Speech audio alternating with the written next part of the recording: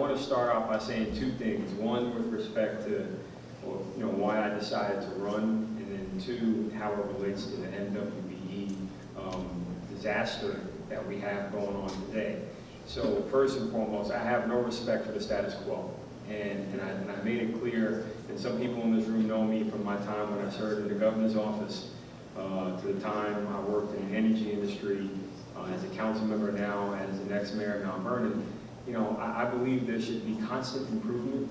There should always be constant probing so we can achieve. And the more we challenge and put the challenge out to the public, to our colleagues in government, we have to make sure we hold one another accountable to rise to the occasion, to overcome the challenge. And it first begins with, as Mr. Highlander said, talking to each other. When you look at how business is done today, the economy has shifted to a more sharing-based economy. And when I talk to contractors of color, professional service providers, both of color and not color, there seems to be this gap of communication. Nobody wants to talk, nobody wants to collaborate, they want to criticize. It's very easy to criticize, I get that. It's comfortable to criticize so many people, but that, we have to shake that. And if it takes an institute like the Black Institute to say, look, we're going to be a clearinghouse for services to match people like, Match.com or eHarmony, whatever those dating sites are. You have to be that platform. And you have to tell people to swallow their ego, take a cut, be it in their margins or their profit, or whatever it is, and just get the work done. And let more and more successes get under your belt, do some sharing, and next thing you know, you'll have a coalition that is not only creative, but it has a track record of results. And while I respect all the work that was done to this point to get us here, now I'm going to speak as a survivor of someone that is on the other end of a government contract going bad. I know what it's like when a government says, we're not going to give you your permit. We're going to create a narrative that says, you're unqualified, even though you have collateral on the loan.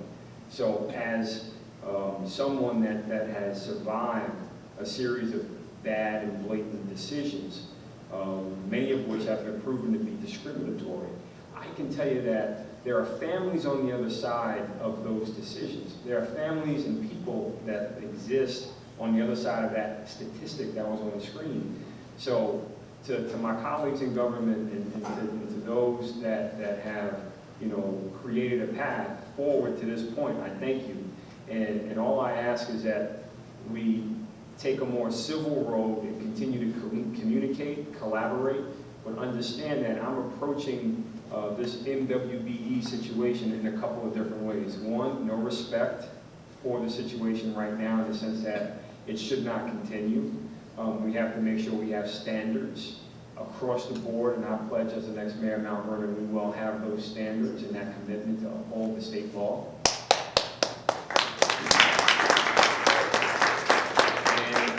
And I will do my best to be a voice in this effort to bring equity to our contractors. And if it takes, an amendment to the Constitution, or if it takes an amendment to the Civil Rights Act, I mean, there's no equal or level playing field when it comes to contracting, even with the government.